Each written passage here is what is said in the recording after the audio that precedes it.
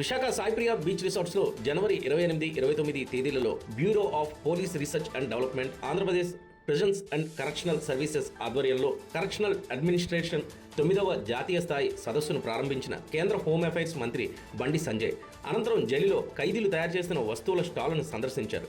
ఈ కార్యక్రమానికి doctor I Srinivasarao, IG of prisons Meena, director general of prisons admin Anjani Kumar, director of prisons correctional services Alok Ranjan, director general BPR and D Ravi Joseph Lokku, national director general BPR and D Jitendra Singh Meena మరియు దేశం నలుమూల నుంచి వచ్చిన ఉన్నతాధికారులు ఈ సదస్సులో పాల్గొని జైలు శాఖలో సంస్కరణల భవిష్యత్తు కార్యాచరణ తదితర అంశాలపై చర్చించారు.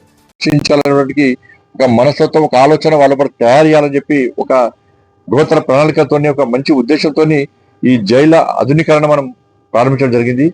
ఈ జైలు వ్యవస్థ అనేది రాష్ట్ర ప్రభుత్వం ఆధీనంలోకి వస్తుంది. జైళ్ళ నిర్వహణ అంతా కూడా స్టేట్ గవర్నమెంట్ పరిధిలోకి వస్తుంది.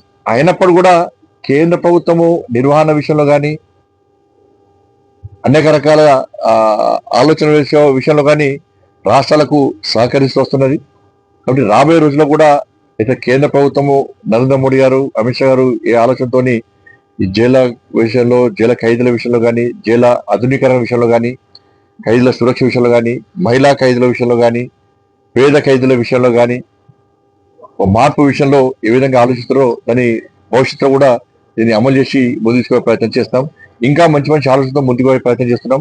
ఈ 2 రోజుల కాన్ఫరెన్స్ లో కూడా అధికారుల నుంచి వచ్చేటువంటి సూచన సలహాలను కూడా స్వీకరించి వాటిని కూడా భవిష్యత్తులో అమలు చేయడానికి ఇలా హోంమంత్రి గారితో మాట్లాడి వాటిని కూడా అమలు చేసే ప్రయత్నం చేస్తాం. ధన్యవాదాలు. కేంద్ర ప్రభుత్వం కేటాయించింది. దాంతోపాటు ఖైదీల సురక్ష సంక్షేమం కోసం కూడా 161 కోట్ల రూపాయలను రోజు కేంద్ర ప్రభుత్వం కేటాయించడం జరిగింది. నిర్ధన్ ఖైదీ సహాయత యోజన కింద ప్రతి సంవత్సరము 20 కోట్ల రూపాయలను దీని ప్రత్యేక కేటాయిస్తున్నాం. ఇందులో జైలు అంటే ఒక భయానక వాతావరణం కాకుండా జైలుకి వచ్చిన ఖైదీలు ఒక మంచి భావనతో, మంచి ఆలోచనతో తయారై బయటికి పోవాలి, వాళ్ళకు మార్పు రావాలి అని చెప్పి ఆలోచనతోని అనేక రకాలుగా కార్యక్రమాలు చేస్తాను. మేము వాళ్ళ మహిళా ఖైదీల విషయంలో ప్రత్యేక శ్రద్ధ చూపెట్టడం, దాంతోపాటు పేద ఖైదీల విషయంలో కూడా ఖైదీలను కలవడానికి వచ్చేటువంటి విజిటర్స్ కూడా వాళ్ళ కుటుంబ సభ్యులు కూడా అన్ని సౌకర్యాలు కల్పించాలనే ఉద్దేశంతో అన్ని రకాల ఆలోచనతో మనం చేస్తా ఉన్నాం మనం. దాంతోపాటు ఈ నిర్ధన్ ఖైదీ సహాయత యోజన కింద కూడా మనం 20 కోట్లు కేటాయించడం దేనికోసం అంటే, చాలా మందికి ఫైన్ ఇస్తూ ఉంటారు. ఫైన్ వేసిన తర్వాత వాళ్ళు ఆ డబ్బులు కట్టలేని పరిస్థితుల్లో జైల్లో అట్నే ఉంటా ఉంటారు. కానీ వారు కూడా సహాయం చేయాలనే ఉద్దేశంతో ఇలా ఈ ప్రత్యేకంగా ఈ కార్యక్రమాన్ని ఈ